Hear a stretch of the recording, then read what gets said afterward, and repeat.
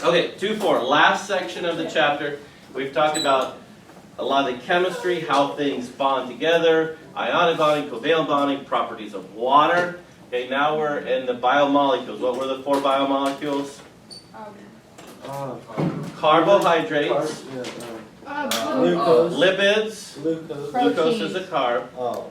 proteins, and then everyone forgets about the nucleic acids, the DNA and the RNA. Today we're going to be focusing in on one of the special types of proteins. Okay? In your body, okay, what's that term for all the chemical reactions taking place in your body? Homeostasis is the balance. Starts with an M. Metabolism. Okay? There is a ton of chemical reactions happening in your body. A chemical reaction, for example, this is one of them. When your cells use energy, they give off CO2, carbon dioxide. It's a waste product. It needs to get back to your lungs so you can get it out. Okay? You can breathe it out. It combines with water to make H2CO3. Okay, now notice this arrow goes both ways because when it gets to your lungs, it changes back into CO2 into the gas form, and then you can breathe it out. Okay? In order to do this, what is connecting the C to the O's and the H2 hydrogens to the covalent what? Bonds. And this is already in your notes there, right? Yeah. Okay? Chemical reactions involve the breaking of bonds, and then we form new ones. Like in the molecular sets, when you pull them apart and you stick them in another atom. Okay? That's breaking bonds, building new things. When that happens, 2 things might be the scenario. You're either going to absorb or give off or release energy. Energy. Okay? Energy, now these, and I should have switched them so it's the same as your notes. I didn't mean to confuse you here. Okay? I have endothermic on the left, exo on the right. Here's exos on the left, endo on the right. Don't be confused by that. Okay. If we look at this graph, and right here, this is the energy level. So as you go up, it has more energy. This is the reaction pathway. So the chemical reaction is going that way. Is exothermic going to give off or release energy? Give off or absorb energy? Well, look, it's starting right here. Give off. And then it runs and it ends up down here. So at the end of the reaction, does it have more or less energy? Less. So if it has less energy, where'd that energy go? It was released, given off. And I think it said, well, mine's red, yours is not color, but does it say give off energy? No. Release? Release. Release energy. So highlight 2 things. Make sure you know exothermic, and make sure down there where it says give off or release energy. Exo. Okay, exo means to the outside of, it means release, give off energy. This would be like lighting a match. Okay? You light the match and it gives off light energy, gives off hot heat energy, right? It's releasing energy. You also have endothermic. Endo means to take in. Look, its energy level is here. Where does it end up? Up here. You know, like when you fall in phys ed, oh, I hurt my elbow, I have a boo-boo. And you go to Rita in the office and she gives you one of those little things and you pop it and you mix the chemicals up and it's like, oh, it feels cool. It's like magic ice, right? There are ice packs in there? Ice packs that really crush. Yeah, the ice packs you have to crush and then they get cold. Man, Rita's got that weird magic down there in the office. How does it do that? It's a chemical reaction. They're separated. As soon as you pop it, you break it, the 2 chemicals mix together. Look at their reaction here. Their energy level's down here. When you mix them together, they absorb energy. Now, there's no such thing as cold. It feels cold because when you put it on your elbow, on your boo-boo, it absorbs the heat energy out of your elbow. So we say it feels cold, right? It's absorbing energy. So it's not actually cold? It's not actually cold. There's just more heat, less heat, the transfer of heat. Your desk feels cold because heat is transferring from your hand to the desk. It's like there's no such thing as suction, right? It's just moving from areas of high pressure to low pressure. What? All these science things, right? So, no, endothermic is absorbing energy. Okay? An example, 2 examples here of biological processes. Photosynthesis. What do plants do in photosynthesis? They absorb sunlight energy and store it into glucose, into a sugar, right? And then what do we do, or the plants do, with that sugar? Cellular respiration. We break down the sugar, give off energy for our muscles and our brain and stuff like that. Okay? So you can absorb or release energy. Some chemical reactions needed for life are too slow. Okay? Like the CO2 thing in our blood, down here, I'll keep scrolling. Okay? Like here, the CO2 plus water to make H2CO3 and it carries it back to our lungs. That will happen naturally, but it's so slow that the CO2 would build up in our tissues and you die. You need to get rid of that CO2. It's a waste product. So we need something to speed it up faster. Okay? We call that speeder-upper a catalyst.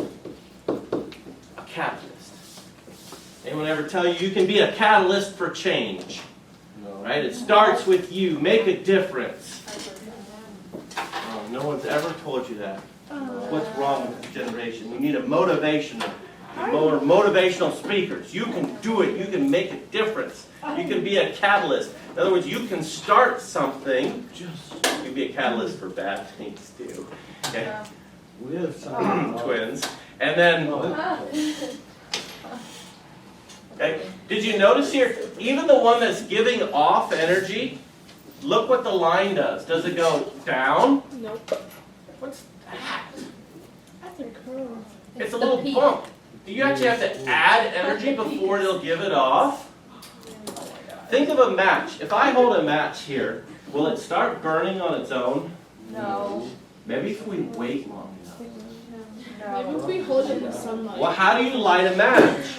move the You have to strike it against the box. Because it gives it magic power, then it'll start on fire. Yeah. What's on the side of the box? It's like Rubby, it's rough. What when you rub things together, friction. friction creates heat, which is a type of energy. So in order to get that match lit, you have to, it's called the energy of activation, EA, energy of activation.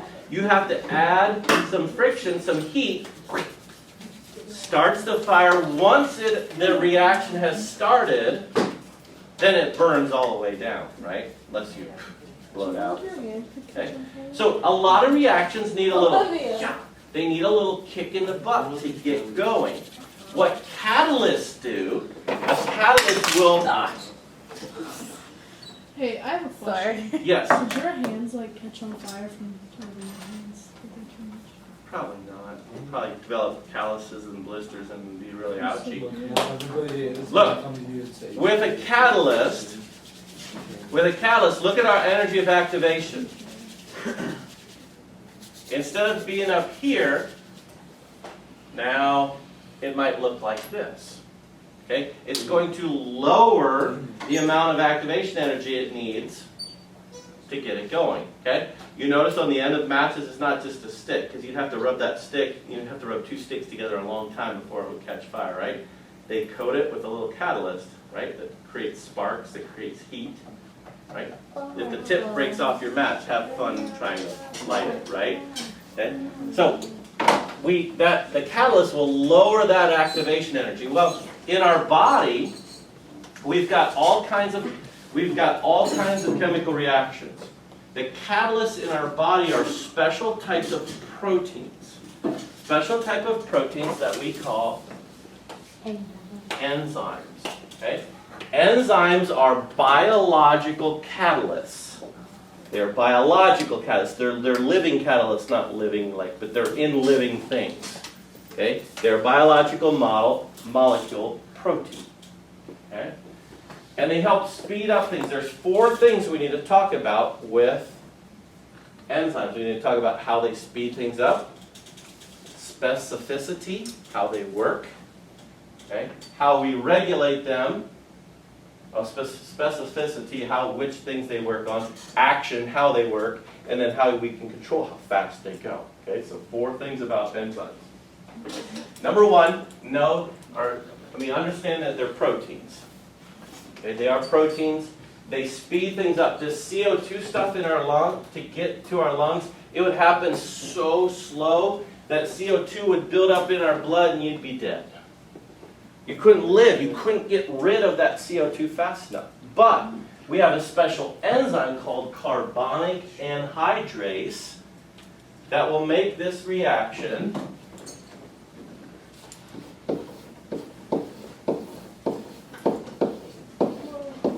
Whoa! How many is that?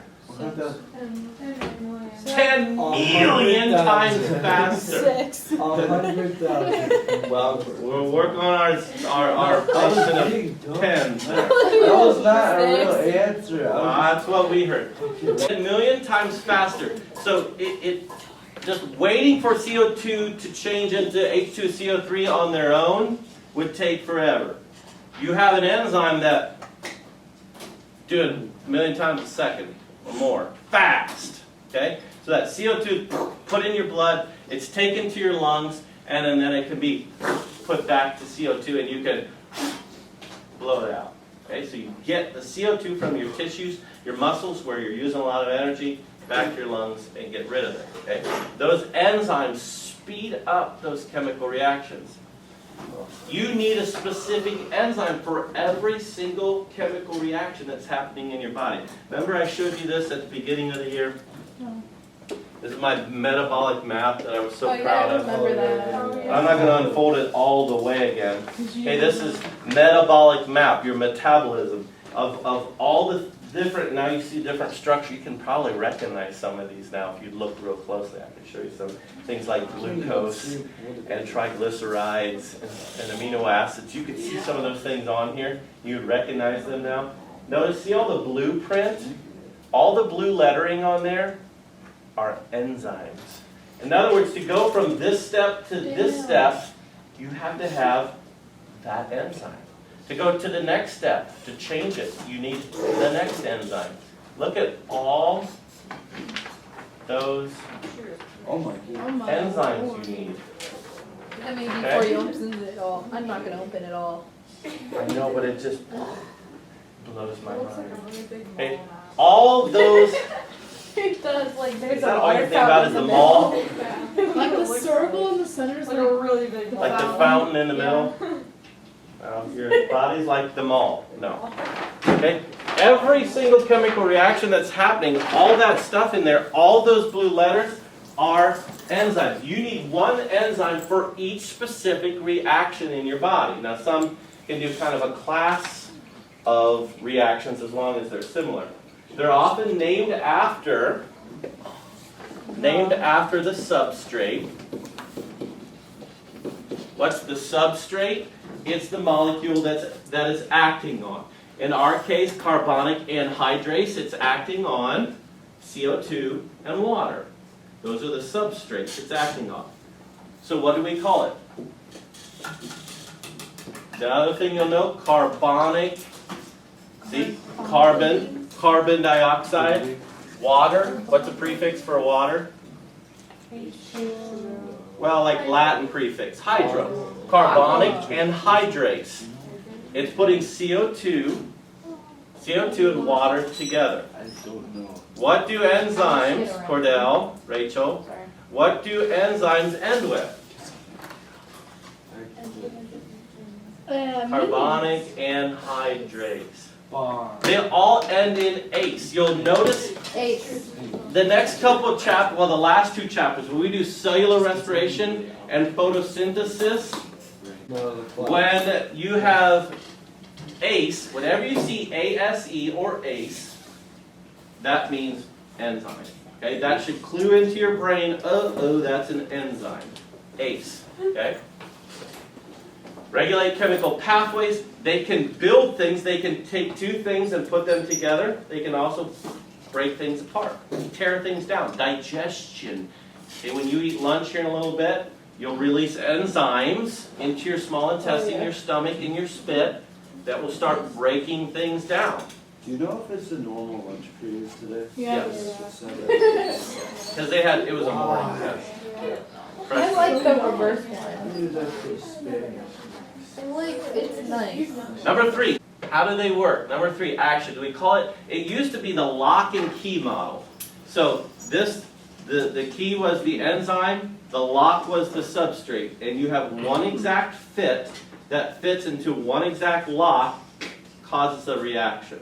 So it used to be when I was young, I learned lock and key model because they fit together perfectly. The part that fits the substrate, that's what it's acting on right here. Okay, this thing, and then you have an active site. So this is our enzyme down here. E for enzyme, it's a protein, remember I said protein will fold and blob together? This part right here is the active site that kind of fits with this. We used to think it was a perfect match. Now we call it induced fit. Okay, induced fit. In other words, once they fit together, enzyme changes shape slightly, ever so slightly. When you put the substrate in there, the enzyme will kind of conform, will kind of move just a little bit to kind of, give it kind of a little hello hug, sort of like I'll kind of hold you here, and we'll just kind of keep you here. A creepy ant, it kind of, gives you a hug and like doesn't really kind of let you go right away, right? And so, and it's holding on. It will cause the reaction. In this case, it's going, and it's going to cut those two pieces, and then, whew, lets it go. Here are your products. You took the substrate and you chopped it. Now, there are some enzymes that might take these two things and go back the other way and put them back together. Notice, is the enzyme changed at all? No. Guess what the enzyme can do? It can find another one of those substrates and break it apart. If the enzyme can keep working, that's what catalysts do. They help speed up reactions, but they themselves are not changed. This enzyme can go find another substrate and cause another reaction. Okay, keep working until that protein sort of wears out. Okay, until it wears out and needs replaced. Now, how do we regulate how fast these enzymes are working? Well, it's based on random collisions. My analogy I like to use, kind of morbid, but I'm the enzyme. I get to be the enzyme this time in the future, okay? So we'll blindfold us.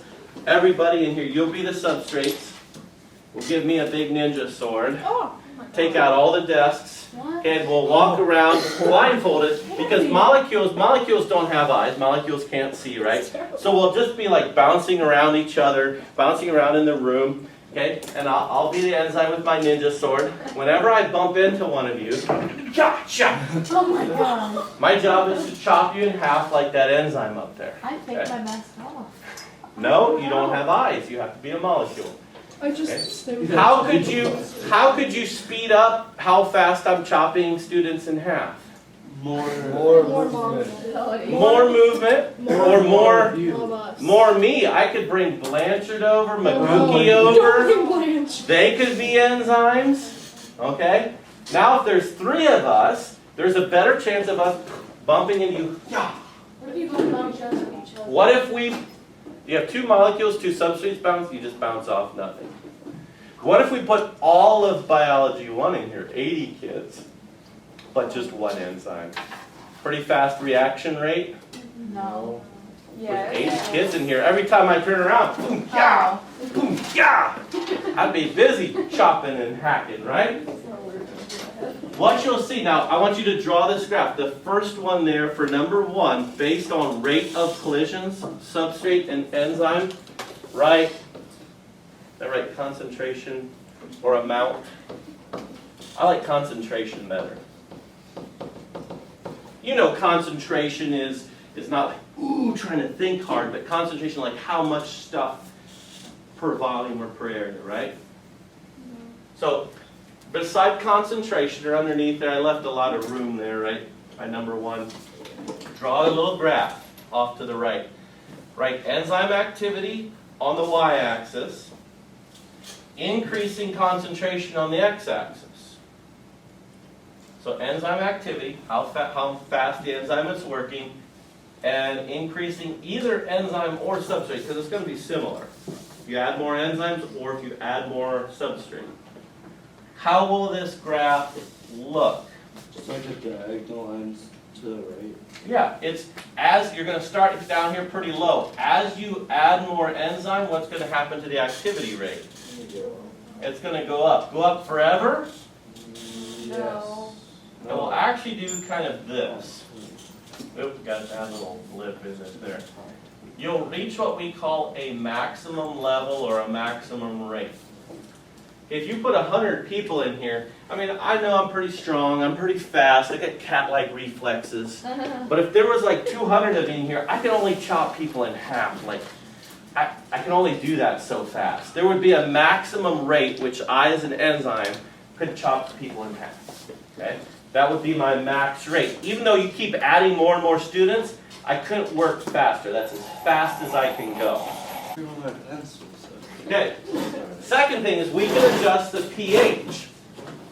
Less than 7 is acidic. Above 7, basic. Okay.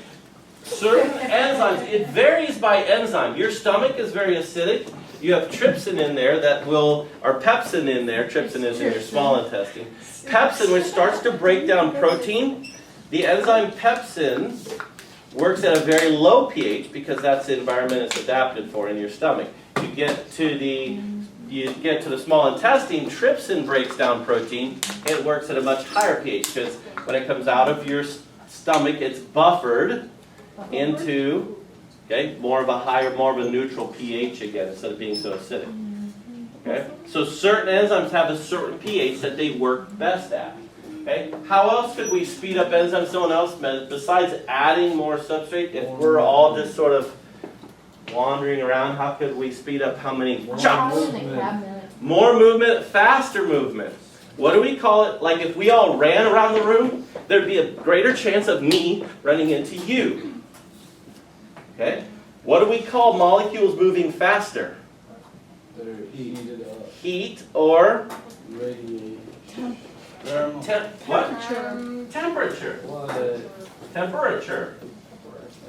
You increase the temperature, molecules move faster, you have more collisions, you have more enzyme. Now, again, by temperature, do that same kind of graph. And this goes for temperature and pH, but we're just going to show temperature here. You have enzyme activity on the y-axis and temperature on the x-axis. Anyone know what body temperature is in Celsius? 40. Well, higher. About 23 is room temperature. That'd be about 70 degrees, 70, 75 degrees Fahrenheit. We have to make those 30, who said 38? Whew, it's actually 37. Nice. Do we have to make those 5 times?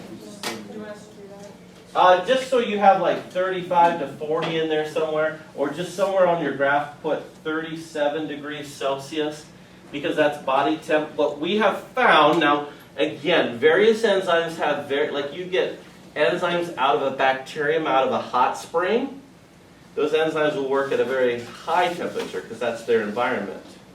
All right. At body temperature here, what we find, other marker, is as you increase temperature, the little molecules are starting to move faster and faster, so you get more activity, more and more and more and more until you get to about 35 to 40 degrees, and then it doesn't level out, it dies off. What happens when it gets too hot? They die. Remember, enzymes are what biomolecule? Protein. Proteins and remember I said proteins form, fits, function. The proteins get all coiled up into this clump and you have an active site. When it gets too hot, they go, and they lose their shape. It's like melting. Okay? And so their active site loses its shape. They won't, it's like my sword would just like melt, and then I couldn't chop you in half anymore. Okay? We call that process, label this. No, it's on there, I guess. Can we do that as a lab, but without you killing us? Denature? Well, I can't feel take like our we should desk out. just But have like a little area just like, foam Yeah. swords It's and like- just like. yeah, like if I hit you, then you're out. Like I you're, mean, you can hit us as hard as you want. But we could make up a new game, enzyme tag. Yeah! You let's blindfold do it and you randomly run around the gym, and if you bump into the enzyme, like you're out. But like the enzyme needs to be wearing a certain Let's thing. Like what if you just do bump it. into someone? Like you don't know if it's No, the you just enzyme. bounce off. Well, you don't get I whacked mean, you with a don't get foam hit. sword, and you know you're safe. Dude, we should do that. Let's play that. Then we should remember that forever. Optimal temp, about 37 degrees. If it's too extreme, then right, it will denature. What happens when you get really sick? Your Listen. temperature goes up. Yeah, you get a fever. That's part of your body's natural response to slow down the enzymes to keep that bacteria, to keep that infection from going out of control. Now, if it gets too high, above 105 or so, then that's when you start to worry, right? Because it can actually damage the rest of your enzymes in your body, and it really disrupts your homeostasis, and then you don't want to die from too high of a So fever. why do you get a fever? It's your body trying to slow down the enzymes of the bacteria. The virus gets in your own cells. It's trying to slow everything down. It also makes you feel really yucky, right? Achy. So, and actually, most people, when they get a low-grade fever, they freak out. Ah! When it's actually your body trying to take care of the product. You shouldn't really freak out until it starts to climb up into the hundreds. Then you have to monitor.